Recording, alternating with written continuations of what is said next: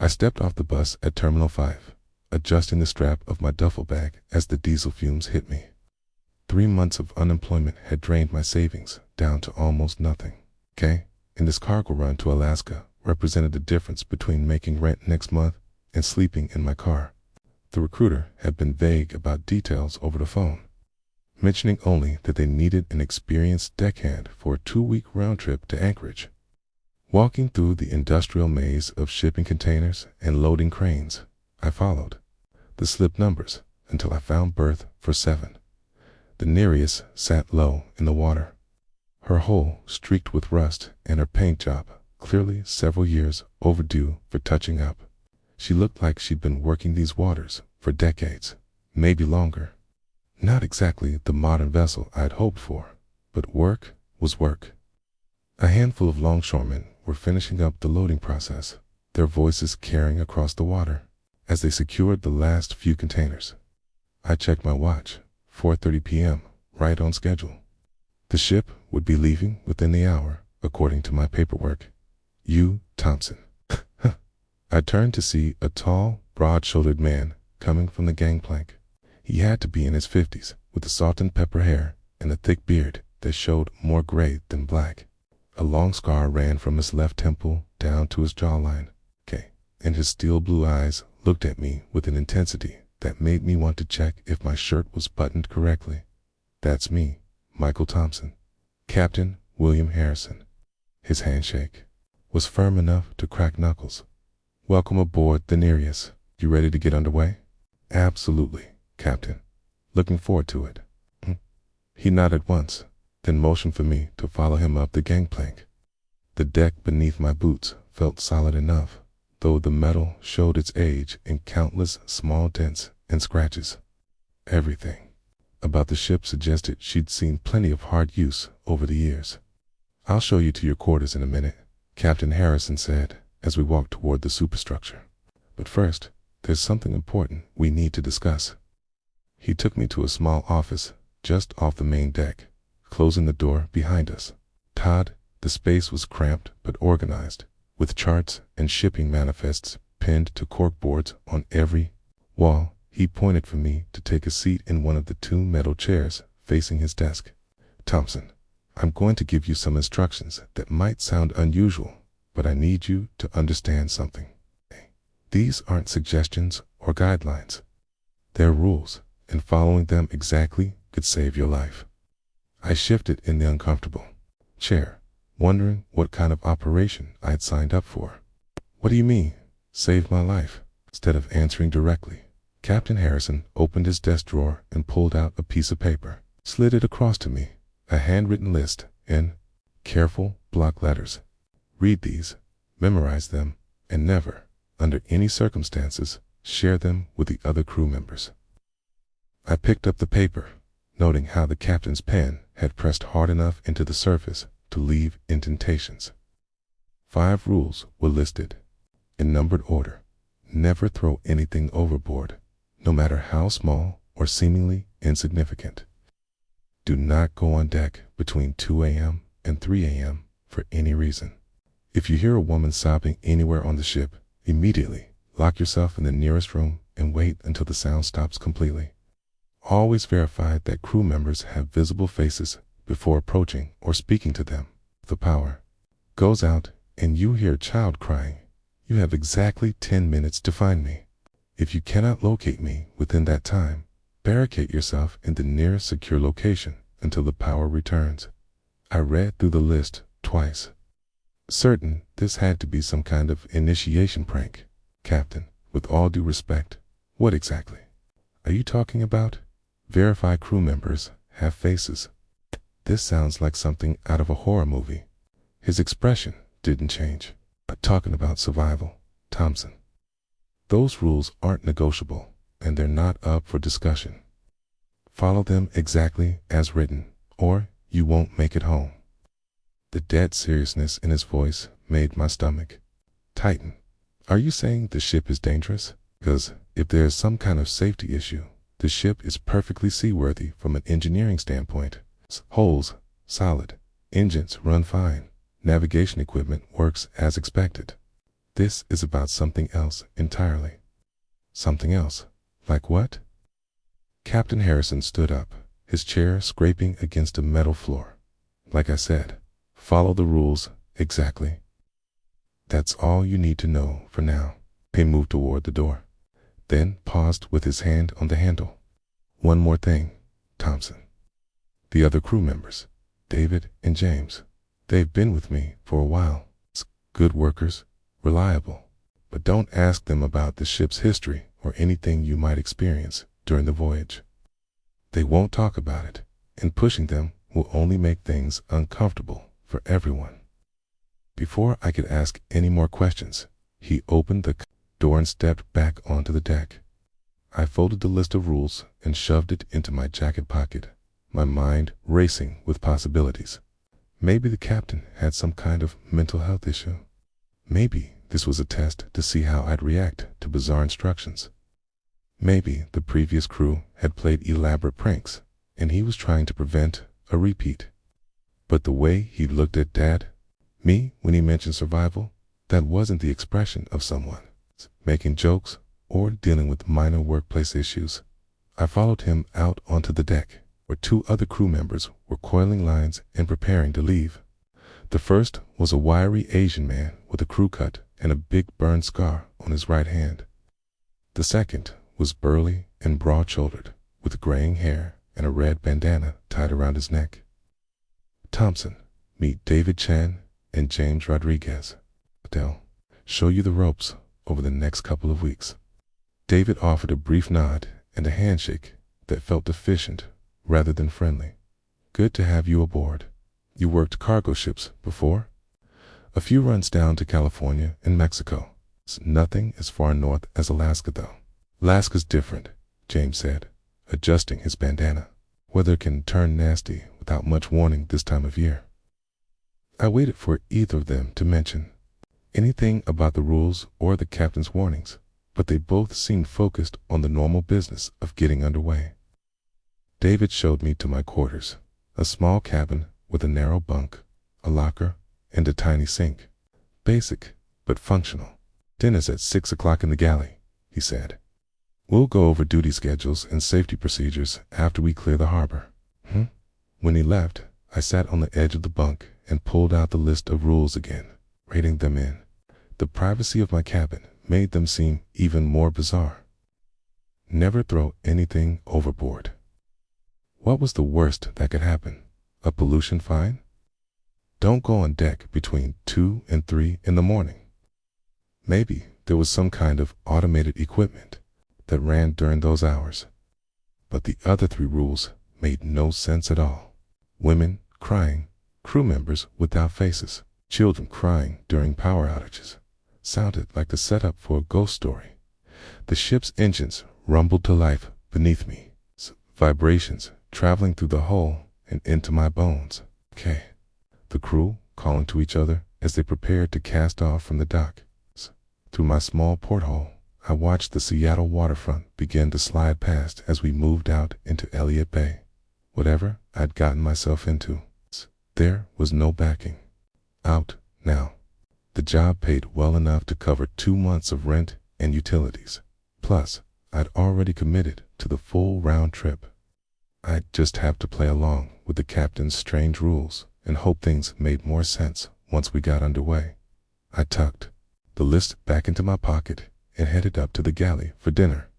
David and James were already there, working through plates of what looked like beef stew and bread rolls. The galley was small but clean, with a few tables bolted to the floor and a serving window that connected to an even smaller kitchen. How's the cabin? James asked as I got in line for food. Fine, cozy, but that's what I expected. I accepted a bowl of stew from whoever was working the kitchen, another crew member I hadn't met yet. How long have you two been working this route? David and James exchanged a quick look that lasted maybe half a second, but I caught it. Long enough to know what we're doing, David said. Nereus is a good ship, James added. Captain Harrison runs a tight operation. Stick to your duties and follow orders. You'll do fine. I waited for them to elaborate, maybe share some stories about previous runs or mention interesting ports they'd visited. Instead, they both focused on their food, the conversation dying as quickly as it had started. Tea outside the galley windows. The Seattle skyline was growing smaller as we headed north through Puget Sound. The sun hung low on the horizon. In a few hours, we'd be out in the open ocean, committed to this voyage whether I understood what I'd signed up for or not. The rules felt heavy in my pocket. 5 bizarre instructions that made no logical sense. But Captain Harrison's expression when he'd handed them to me, that had been the look of a man who'd seen things he couldn't or wouldn't explain. I finished my stew in silence, listening to the steady rhythm of the engines and the occasional voice from the crew preparing for our journey north to Alaska. Was checking the tie-down straps on a row of containers when I first heard it. A woman crying, somewhere deep in the ship. The sound drifted through the cargo hold like it was coming from the metal walls themselves, soft but unmistakable. I stopped what I was doing and listened, trying to pinpoint where it was coming from.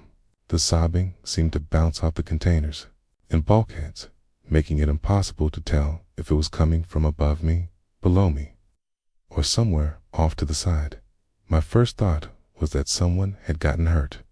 Maybe one of the crew members had family problems and was dealing with bad news from home. It happened on long voyages. People got calls about sick relatives or relationship troubles, and sometimes they needed to find a quiet corner to break down. I set down my flashlight and moved toward what I thought was the source of the sound. But as I walked between the container rows, the crying seemed to move with me, like someone was walking around, but like it was coming from multiple directions at once, bouncing through the ventilation system or the hull itself. Then I remembered the list in my pocket. Rule number 3 hit me like a punch to the gut. If you hear a woman sobbing anywhere on the ship, immediately lock yourself in the nearest room and wait until the sound stops completely. I pulled the folded paper out and read the rule again by the beam of my flashlight, even though I'd memorized every word 3 days ago. The captain's block letters stared back at me, as serious and uncompromising as when he'd first handed me the list. The sobbing continued, rising and falling, like whoever was crying couldn't catch their breath. It sounded so real, so full of genuine anguish, that every instinct I had screamed at me to find this person and help them.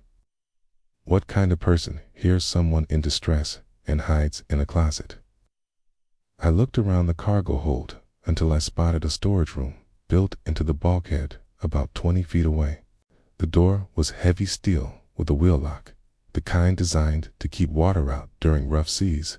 I jogged over and yanked it open, revealing a cramped space filled with emergency supplies and spare parts. The crying grew louder as I stepped inside, like whoever was making the sound knew I was trying to get away from them. I spun the wheel lock from the inside, sealing myself in the windowless room with nothing but my flashlight for company. The storage room smelled like motor oil and rust, with barely enough space for me to sit down among the boxes of equipment. I turned off the flashlight to save the battery and found myself in complete darkness, listening to the sound of a woman weeping somewhere outside these walls. For the first few minutes, I kept expecting the crying to move away or fade out, so whoever it was found somewhere else to grieve in private. Instead, it seemed to get closer. The sound pressed against the door like something was standing right outside, sobbing directly into the metal. I checked my watch. 11:15 p.m. The woman, if it was a woman, cried with a desperate intensity that made my skin crawl. Sometimes it sounded like she was hyperventilating, gasping for air between sobs. Other times, it faded to quiet whimpering, like she was trying to muffle the sound. But it never stopped completely, and it never moved away from my door. 20 minutes passed, then 30. My legs were cramping from sitting in the cramped space. I kept having to resist the urge to unlock the door and help whoever was out there. The rational part of my brain kept insisting this was ridiculous. I was hiding from someone who clearly needed assistance. But another part of me, it's a part that I'd noticed how David and James avoided talking about the ship's history, knew something wasn't right about this situation. The crying changed around 11:45, becoming more frantic and desperate. It sounded like whoever was making the noise was right outside the door, pressing against it and sobbing uncontrollably. I could almost feel the vibrations through the steel, like hands were beating against the other side. I turned my flashlight back on and checked my watch obsessively, willing the minutes to pass faster. The beam shook in my hand, whether from the ship's movement, through the choppy water, or my own nerves. I couldn't tell.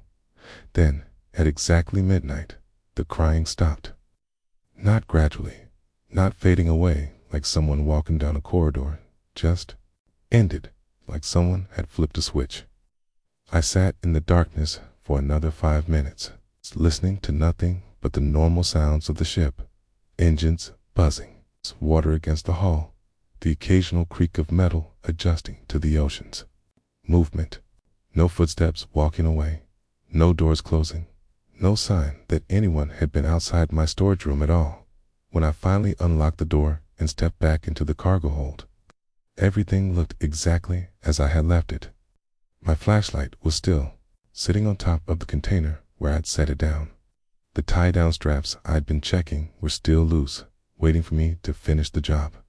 I picked up my flashlight and swept the beam around the hold, looking for any sign that someone had been here. Nothing was disturbed. No wet spots on the floor from tears, no footprints in the thin layer of dust between the containers. The whole space felt normal again. Just another cargo hold on another night shift. I finished checking the tie-downs, hands working automatically while my mind tried to process what had just happened. Maybe I'd imagined it. Maybe the combination of fatigue, stress about the new job, and the captain's weird rules had made me hear things that weren't there. But I knew what I'd heard. That crying had been real, even if I couldn't explain where it came from or why it stopped so abruptly. I was coiling up the last inspection cable when I heard voices coming from the direction of the engine room. David and James were talking in low tones as they worked on something mechanical, their conversation too quiet for me to make out specific words. I grabbed my gear and headed in their direction, curious to see if they'd heard anything unusual. "How's it going down here?" I asked as I approached them. David looked up from the gauge he was reading. "Fine. Just routine maintenance checks. Everything running smooth tonight." I tried to make the question sound casual. "Yeah, no problems." James adjusted something with a wrench. "You get those containers secured?" "Just finished." I hesitated, then decided to test the waters. Quiet night. Both of them nodded and went back to their work. Neither mentioned hearing, crying, or sobbing, or anything out of the ordinary. They seemed completely focused on their tasks, like this was just another normal shift aboard the Nereus. I watched them work for a few more minutes, waiting for some sign that they'd experience what I had. Maybe they'd make a comment about strange acoustics in the ship, or mention that sound carried weirdly through the ventilation systems, something to acknowledge that, yes, we'd all heard a woman crying for nearly an hour. But it was no big deal. Nothing. Either they genuinely hadn't heard anything, or they were following the same advice Captain Harrison had given me about not discussing unusual experiences with other crew members. I left them to their maintenance work and headed back to my quarters. When I'd first read those instructions, they'd seemed like elaborate hazing or the paranoid ramblings of someone who'd spent too much time at sea. Now I understood they were survival instructions. Whatever I'd heard in that cargo hold, it wasn't human. Real people don't cry for an hour without moving, don't press against doors without leaving any trace of their presence, and don't stop making noise as abruptly as flipping a switch. I sat on my narrow bunk and pulled out the list again, reading each rule carefully in the yellow light of my cabin's single bulb. Never throw anything overboard. Don't go on deck between 2 and 3 o'clock. A.M. Lock yourself away if you hear a woman sobbing. Verified crew members have faces. Find the captain within 10 minutes if the power goes out and you hear a child crying. 3 days ago, these had seemed like the bizarre ravings of someone who'd been at sea too long. Now they read like a field manual for surviving something that shouldn't exist. I folded the paper and put it back in my pocket, making sure it was secure. Whatever was happening aboard the Nereus, Captain Harrison had given me the tools to survive it. I just had to be smart enough to follow his instructions exactly, no matter how much my instincts told me to do otherwise. The ship rolled gently as we continued north through the dark waters off British Columbia, carrying us closer to Alaska and whatever other encounters awaited us on this voyage. The Gulf of Alaska stretched endlessly around us, gray waters rolling beneath an equally gray sky as we got closer to Kodiak Island. A week had passed since the incident with the crying woman, and I'd thrown myself into ship duties with the kind of focus that came from knowing God needed to stay busy to avoid thinking too hard about what I'd experienced. The routine helped: check cargo tie-downs, look over safety equipment, assist with navigation when needed. David and James treated me like any other crew member now, no longer watching to see how I'd handled the basic tasks. Captain William remained distant but professional, occasionally nodding approval when he caught me working efficiently. The weather had turned rougher as we pushed further north. The Nereus handled the swells well enough, but I could feel the difference in how she moved through the water. Everything took more effort: walking down corridors, keeping your balance while working, even sleeping in a narrow bunk as the ship rolled through the larger waves. I was finishing my evening work, heading toward the engine room to check the status of some equipment repairs David had mentioned during dinner. The corridor leading to the engine compartment was dimly lit, with only every third bulb working properly. The ship's age showed in these maintenance details. Nothing dangerous, just the accumulated wear of decades at sea. That's when I saw him. A crew member in standard work clothes stood near the engine room entrance, facing away from me. Kinda recognized the person immediately, but that wasn't unusual. In the dim lighting, and with someone wearing the same type of coveralls we all used, it could have been David or James taking care of some late maintenance. I walked closer, planning to ask about the equipment status and maybe offer to help with whatever task was keeping them busy this late. The person remained motionless as I got closer, not acknowledging my footsteps or turning to greet me. "Hey," I called out when I was about 15 feet away. "How's it going down here?" The figure didn't respond, didn't turn around or give any indication they'd heard me speak. I slowed down, something bothering me about the person's complete stillness.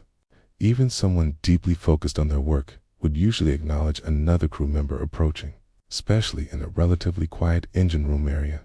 "David, James." I tried again, louder this time. The figure slowly began to turn toward me, and that's when my blood turned to ice water. Where the face should have been, there was nothing, just smooth, pale skin stretching from hairline to neck, completely blank where eyes, nose, and mouth belonged. The skin had an odd, waxy quality in the dim light, like something artificial, trying to copy human features, but failing in the most basic way. Rule number 4 hit me. Always check that crew members have visible faces before approaching or speaking to them. I stopped walking immediately, every muscle in my body locking up as I looked at this impossible thing wearing crew coveralls and standing in my ship's corridor. The faceless figure tilted its head slightly, like it was studying me, even without eyes to see. With my training from Captain William kicked in before panic could take over. Pretend you haven't seen anything unusual. Don't engage. Find the captain immediately. I forced myself to take a casual step backward, then another, fighting every instinct that screamed at me to either run or demand answers from this thing. Instead, I turned around with what I hoped looked like normal movement and walked back toward the main deck, keeping my pace steady. The entity didn't follow me. I could feel it watching, somehow, but no footsteps carried behind me as I made my way through the ship's corridors toward Captain Williams' quarters. I found him in his small office, reviewing what looked like weather reports and navigation charts spread across his desk. When I knocked on the doorframe, he looked up with the same serious expression he always wore. "Captain, I need to report something." "Come in." Close the door. I stepped inside and pulled the door shut, suddenly grateful for the enclosed space.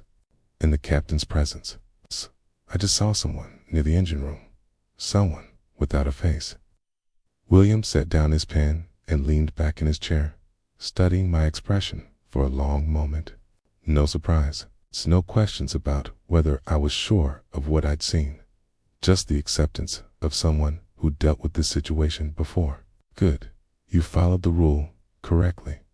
He stood up and moved to a metal cabinet mounted on the wall, opening it to reveal various tools and equipment. He selected a heavy crowbar, testing its weight in his hands. "Show me where." We walked back through the ship in silence, the captain carrying the crowbar like he knew how to use it. I took him to the hallway where I'd run into the faceless figure, half expecting to find nothing there, maybe hoping to find nothing there. But it was still standing in the same spot near the engine room entrance, motionless and wrong in every possible way. Captain Williams stepped past me without hesitation, raising the crowbar as he approached the entity. The thing seemed to notice him coming and turned in his direction. It's that blank space of skin somehow showing awareness even without eyes. The captain struck it across what should have been its head with a metallic clang that bounced through the hallway. The entity staggered, but didn't fall, didn't cry out, didn't react the way a human being would when hit with a heavy piece of steel. William struck it again. Then again, each blow landing with the same dull impact. On the fourth hit, the thing collapsed to the deck plates, its limbs folding in ways that looked almost normal, except for the complete lack of resistance or self-preservation. Then it began to dissolve. I watched in fascinated horror as the faceless entity melted into a dark, oily substance that spread across the metal flooring. The liquid seeped between the deck plates and through the small gaps around the bulkhead joints, disappearing into the ship's infrastructure like spilled motor oil. Within 30 seconds, nothing remained except a few dark stains on the metal and the smell of something industrial and wrong. Captain William lowered the crowbar and turned to face me, his expression as serious as ever. "These imposters show up occasionally. They mimic crew members, but they always miss the details that matter. Faces, voices, normal human behavior. What are they? Don't know, don't care. What matters is they're dangerous. If you let them stick around, they start replacing real crew members one by one, taking their places until you can't tell who's human and who isn't." He hefted the crowbar, then started walking back toward his office. That's why Rule 4 exists. Always verify faces before you get close enough for them to grab you. I followed him, my legs feeling unsteady after what I'd just witnessed. How often does this happen? More frequently the closer we get to Alaska. They seem to be drawn to whatever is affecting this ship, like scavengers following a wounded animal. He paused at his office door, looking back at me with those still blue eyes. "You did exactly right tonight, Thompson. Keep being that smart, and you'll make it through this voyage." He went into his office, leaving me standing in the corridor with the smell of that oily mess still on my clothes. I walked back to my quarters, trying to understand what I'd just seen. A thing with no face, wearing crew coveralls, turned into some kind of liquid by crowbar hits that leaked through the ship's deck. Captain William treating the whole thing like normal work, calm and straightforward, about destroying something that shouldn't exist. Each rule meant a specific danger that someone had run into aboard the Nereus. Someone who lived long enough to write down what they learned, pass it along to the next crew member, and hope they'd be smart enough to follow directions exactly. The ship rolled through another large wave, and I could hear the engines keeping their steady beat as we continued north toward Alaska. Whatever was affecting the Nereus, whatever brought these things to hunt us, got stronger as we got closer to where we were going. Captain William was right. Staying alive meant following every rule without question, no matter how much my logical mind wanted to ignore what I'd seen. I folded the paper and put it back in my pocket, making sure it was safe. Tomorrow, I continue my duties, check cargo, tie downs, help with navigation, and pretend this was just another cargo run to Alaska. But I'd also watch every crew member's face carefully before speaking to them, and I'd keep Captain Williams' warnings about increasing supernatural activity fresh in my mind as we sailed deeper into whatever was waiting for us in the dark waters ahead. I was organizing inventory sheets in my quarters when the storm hit, Juno with a kind of fury that made the Nereus feel like a toy boat. 2 weeks aboard this ship had taught me to recognize the difference between normal, rough weather and the violent squalls that could tear through southeast Alaska without warning. This was definitely the latter.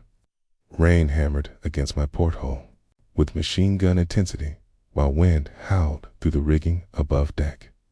The ship rolled hard to starboard, then back to port. Sending my paperwork sliding across the small desk, I grabbed the loose sheets and stuffed them into a folder, knowing better than to try working through documentation while the vessel bucked like an angry horse. We'd been anchored in Juneau's protected harbor since yesterday morning, waiting for the dock crews to finish loading additional cargo containers. Captain William had mentioned something about picking up mining equipment bound for Anchorage, but the weather had forced everyone to stop work until conditions improved. The longshoremen weren't about to risk operating cranes in 40-knot winds. Those 2 weeks since the faceless entity incident had settled into an odd kind of routine. I've learned to check every crew member's face before approaching them, developed the habit of avoiding certain areas during specific hours, and kept the captain's rules memorized so completely that I could recite them in my sleep. David and James still kept their professional distance. Cool, but they'd started including me in conversations about normal ship operations, weather patterns, cargo handling procedures, equipment, maintenance, schedules, normal conversations that carefully avoided anything related to the supernatural encounters I now knew were part of regular life aboard the Nereus. The storm outside got worse, and I decided to head to the galley for coffee rather than sit in my cramped quarters listening to the wind tear at the ship's superstructure. I just reached for the door handle when every light on the ship went out at once. Complete darkness hit like a physical blow. No gradual dimming, no flickering, just the sudden absence of all electrical power throughout the vessel. The only sound was the storm raging outside and the background noise of machinery grinding to a halt.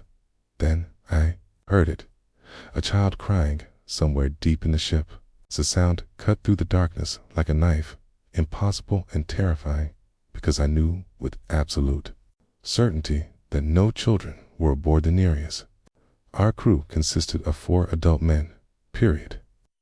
No passengers, no family members, no one under the age of 31. But somewhere in the black corridors of this ship, a child was sobbing with a broken-hearted desperation that only comes from real fear and abandonment. Rule number 5 crashed into my consciousness before panic could take hold.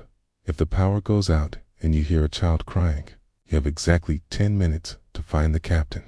If you can't locate him within that time, barricade yourself in the nearest secure location until power returns. I fumbled for my phone, thumbing on the flashlight function and casting a weak beam around my quarters.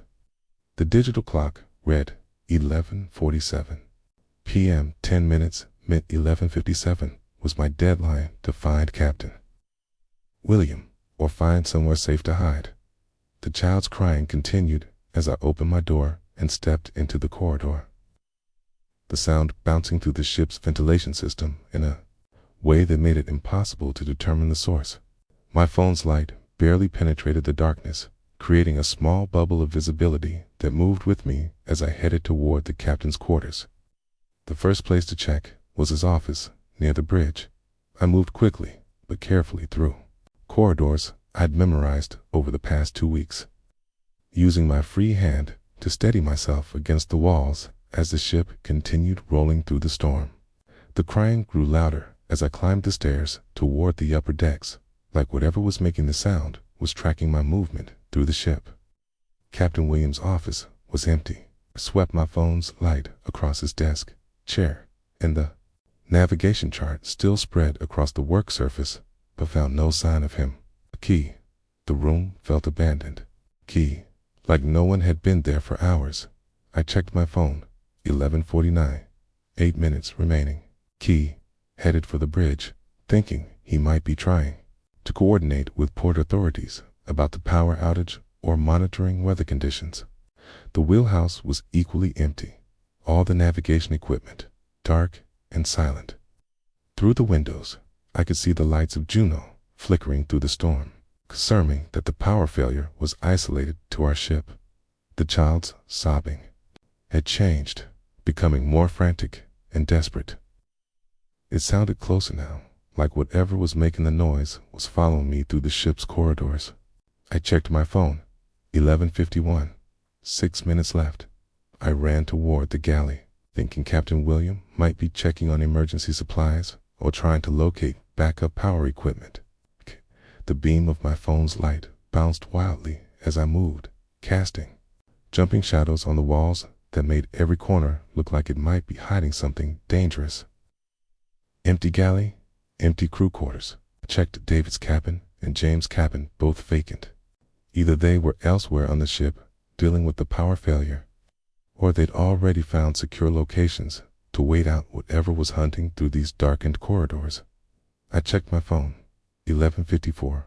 3 minutes. The crying had evolved into something that hurt to listen to, not just the sound of a frightened child, but something deeper and more wrong. Like the sobbing was being filtered through vocal cords that weren't quite human, close enough to fool you initially, but increasingly disturbing the longer you heard it. I headed toward the engine room, the last logical place Captain William might be working to restore power. But the corridors felt different and longer, and more confusing than they should have been. My phone's light seemed weaker, struggling to penetrate darkness that pressed against me like something alive. I checked my phone. 11:55. 2 minutes left. Heavy footsteps bounced through the ship somewhere behind me, slow and deliberate. Not the quick movement of crew members responding to an emergency, but the methodical pace of something that knew exactly where it was going and had all the time in the world to get there. I gave up searching for the captain and looked around desperately for the nearest secure location. A supply closet 20 feet down the corridor caught my phone's beam-heavy steel door with a wheel lock. It's the same type I'd used during the sobbing woman incident. I checked my phone. 11:56. 1 minute. Sprinted to the closet and yanked the door open, revealing a space crammed with cleaning supplies and maintenance equipment. The child's crying grew exponentially louder as I stepped inside, like whatever was making the sound knew I was trying to escape and wanted to stop me. I spun the wheel lock from the inside just as my phone's clock hit 11:57. Immediately, something large slammed against the door from the outside. The impact shook the entire closet, rattling the supplies on the metal shelves and sending a spray of cleaning solutions across the floor. I pressed myself against the back wall, gripping my phone so tightly my knuckles ached. The child's crying had become something that made my skin crawl, still recognizably the sound of a young voice, but distorted and wrong, like it was being produced by something that understood the concept of human crying but couldn't quite replicate it correctly. Heavy scratching started against the door's exterior surface, long, deliberate scrapes that suggested claws rather than fingernails. Whatever was out there was trying to tear through the steel, methodically working at the metal like it had done this before and knew exactly how to get inside. Hours passed in that cramped space. The thing outside pressed against the door with enormous weight, occasionally moving position and causing the entire frame to groan under the pressure. Sometimes the crying stopped completely, replaced by deep growling sounds that definitely didn't come from any human throat. I stayed absolutely motionless, breathing as quietly as possible and keeping my phone's light turned off to conserve the battery. The darkness felt total and oppressive, like being buried alive in a metal coffin while something monstrous tried to dig its way inside. The scratching continued intermittently, always in the same pattern: long scrapes followed by pauses, then more scraping, like the entity was testing different approaches, looking for weak spots in the door's construction or experimenting with various techniques for breaking through. Around what felt like 3 a.m., the pressure against the door increased dramatically. Steel groaned and flexed inward, and for a terrifying moment, I thought the lock mechanism might give way entirely. But the door held, and after several minutes of sustained force, whatever was outside seemed to give up and move away. The crying faded gradually, becoming more distant until it finally stopped altogether. The scratching noises ceased.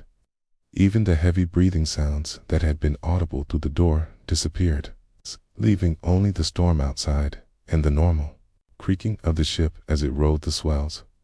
I waited another hour before checking the time on my phone. 4:30 a.m. Still no power, still complete darkness throughout the ship. But the immediate supernatural threat seemed to have passed, at least for now. When the lights finally came back on at 6:15 a.m., I nearly cried with relief. The sudden return of electrical power felt like being rescued from a nightmare, transforming the closet from a tomb back into an ordinary storage space. I unlocked the door carefully and stepped into the corridor, immediately noticing the damage to the outside surface.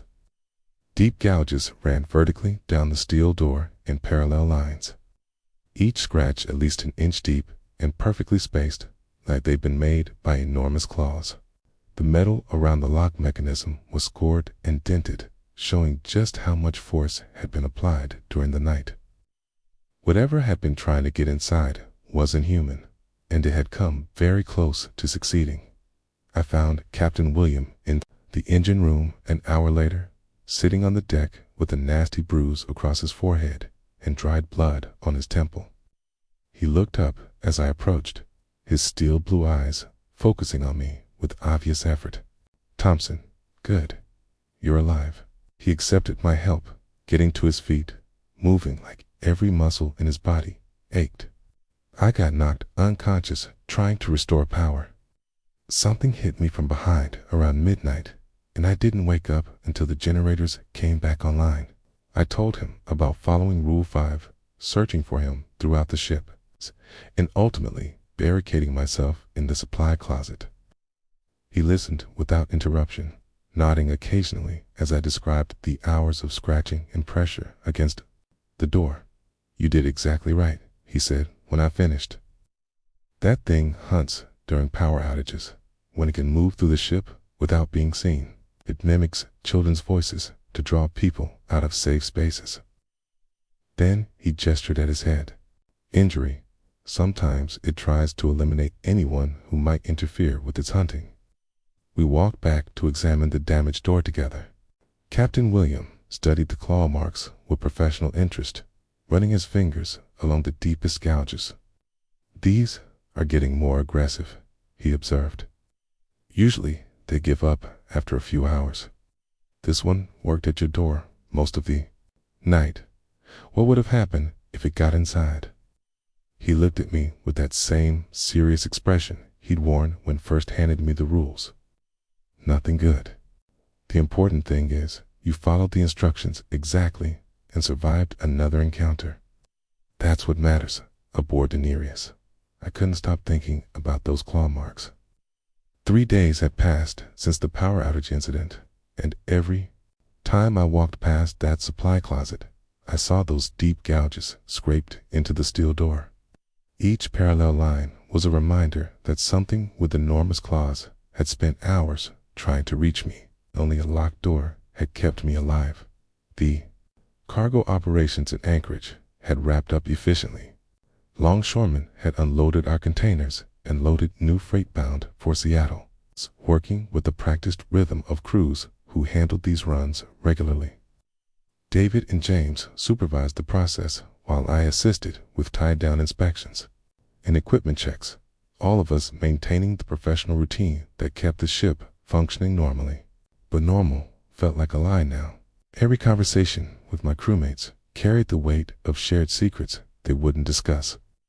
Every routine task happened against the backdrop of supernatural rules that governed our survival. The Nereus looked like any other aging cargo vessel. I'd learned she was something far more dangerous, Captain. William spent most of those 3 days in meetings with port authorities and shipping coordinators, handling the paperwork and logistics that came with international cargo runs. I caught glimpses of him through the wheelhouse windows, always serious and focused, treating this like any other business trip to Alaska.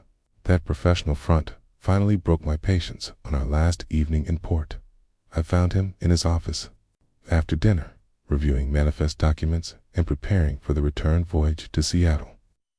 The small space felt cramped with both of us inside, charts and shipping papers covering every available surface. He looked up when I knocked on the doorframe, those still blue eyes immediately checking my expression. "Come in, Thompson." Close the door. I stepped inside and pulled the door shut, then took the metal chair across from his desk, the same chair where he'd first handed me those rules 3 weeks ago. Okay? When I'd thought they were elaborate hazing or the ramblings of someone who'd spent too much time at sea. "Captain, I need answers. Real answers about this ship." Kay set down his pen and leaned back, studying me with the same serious expression he always wore. "What kind of answers?" "The kind that explain why I spent 6 hours hiding in a closet while something with claws tried to tear through a steel door. The kind that explained faceless entities wearing crew uniforms or women sobbing in empty cargo holds." I pulled the folded rules from my pocket and placed them on his desk. "These aren't safety procedures. They're instructions for surviving things that shouldn't exist." William nodded slowly, like he'd been expecting this conversation since the day I came aboard. "You're right. They are. Tenna want the truth, or I'm walking off this ship tonight and catching the first flight back to Seattle." The captain was quiet for a long moment, weighing something behind those weathered features. When he finally spoke, his voice carried the gravity of someone sharing information he'd rather keep buried.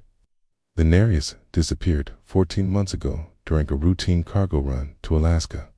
Left Seattle with a full crew and never arrived at her destination. Coast Guard searched for weeks, found nothing. Okay? No distress signals, no debris, no trace of what happened. Okay?" Listened without interrupting, sensing this was information he'd never shared with anyone. Then she reappeared in Tacoma Harbor 8 months later. She showed up one morning, tied to an empty berth like nothing had happened. Different crew aboard, all of them claiming they'd been working the ship for years. No memory of any disappearance. No knowledge of what happened to the original crew members. What happened to those original guys? No one knows. They vanished completely, like they never existed. He gestured toward the door, indicating David and James somewhere else on the ship. The new crew, they'd found the rules written in various places throughout the vessel. Scraps of paper hidden in lockers, carved into bulkheads, even scratched into the paint of storage compartments. Captain William opened his desk drawer and pulled out several pieces of paper, spreading them across the surface. Each contained variations of the same 5 rules I'd memorized, written in different handwriting and on different materials. Some were neat block letters on clean notebook paper. Others were quick scrawls on torn cardboard or metal surfaces. A crew member who survived aboard the Nereus has added to this collection. Different experiences, same rules. The ship attracts these entities like a magnet. And following these instructions is the only thing that keeps us alive. I picked up one of the papers, noting how the ink was faded and the edges were worn from handling. How many crews have there been? At least 6 that I know of, maybe more. The shipping company has tried to decommission the Nereus 3 times, but she always ends up back in service with new crew members who need the work. His expression darkened. The pay is good because most people don't last long enough to collect more than a few paychecks. And you've been here how long? 3 years? Longer than anyone else currently aboard? David and James joined 8 months ago, right after the previous crew. He didn't finish the sentence, but I could fill in the blanks. I studied the collection of rule papers, each one representing someone who'd faced the same supernatural threats I'd encountered. People who'd learned through trial and error which behaviors kept them alive and which led to disappearance or worse. Why do you stay, Captain? William gathered the papers and returned them to his drawer. Same reason you're considering it. Work is work, and this pays better than anything else available to someone with my background. Plus, someone needs to train new crew members how to survive. Otherwise, they die within the first week. The reality of that responsibility filled the small office. He'd spent 3 years keeping people alive by teaching them rules he'd learned through watching others die. No wonder he kept that serious, distant attitude. Getting attached to crew members was probably a luxury he couldn't afford. What if I quit, walk off tonight, and never look back? Then you go back to whatever situation drove you to take this job in the first place, but you'll always know that supernatural threats exist, hey? And you'll spend the rest of your life wondering if they're limited to this ship or if they're everywhere, just better hidden. That hit closer to home than I wanted to admit. 3 months of unemployment had brought me to the Nereus, and those money problems hadn't gone away just because I'd learned the cargo ship was haunted. Rent was still due in Seattle, utilities still needed paying, and my savings account was still nearly empty. But more than that, he was right about the knowledge I'd gained.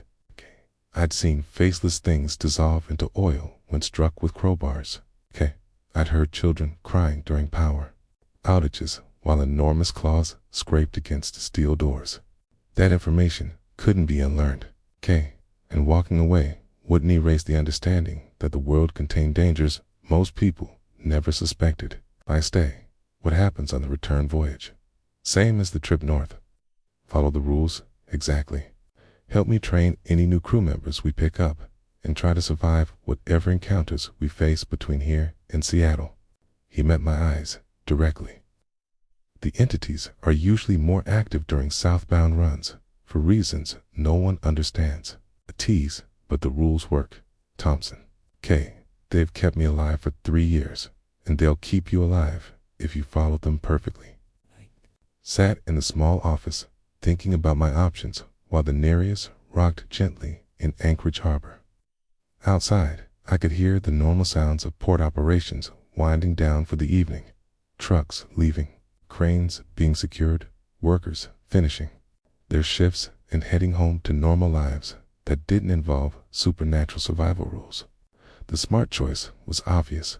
Walk away tonight, catch a flight to Seattle, and find another job that didn't require hiding in closets while monsters hunted through dark corridors.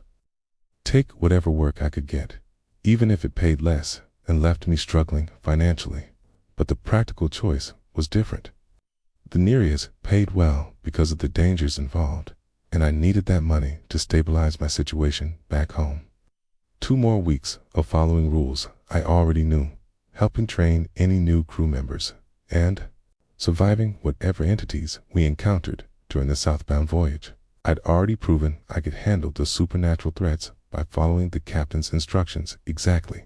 The sobbing woman, the faceless entity, the clawed thing that hunted during power outages. I'd survived each encounter by trusting the rules and acting quickly when situations turned dangerous. I'll stay for the return trip, I said finally. But I want to understand more about these entities as we go. What draws them to the ship? How they operate? Anything that might help us stay alive. Captain William nodded, something that might have been relief crossing his weathered face. Fair enough, Just remember that curiosity can be dangerous aboard the Nereus. The entities seem to respond to attention and investigation. Sometimes ignorance is safer than knowledge, okay? I folded my copy of the rules and put it in my pocket. 3 weeks ago, they'd seemed like paranoid delusions. Now they read like a field manual for navigating supernatural dangers that wanted to replace us, hunt us, or worse. The return voyage to Seattle would test everything I'd learned about surviving aboard this cursed vessel. But I'd made my choice, based on practical necessity and the understanding that following the rules perfectly was the difference between collecting a paycheck and disappearing without a trace. Captain William was already turning back to his manifest paperwork, treating our conversation like any other business discussion. Tomorrow, we'd cast off from Anchorage and began the southbound journey through waters where supernatural threats grew more active and aggressive. I left his office and headed toward my quarters, passing the supply closet with its claw-marked door. Those deep gouges served as a reminder of what waited in the darkness when the rules weren't followed perfectly. But they also reminded me that locked doors and proper preparation could keep even the most dangerous entities at bay. I'd survived my first encounters with whatever haunted the Nereus, and now I've committed to surviving the return voyage as well.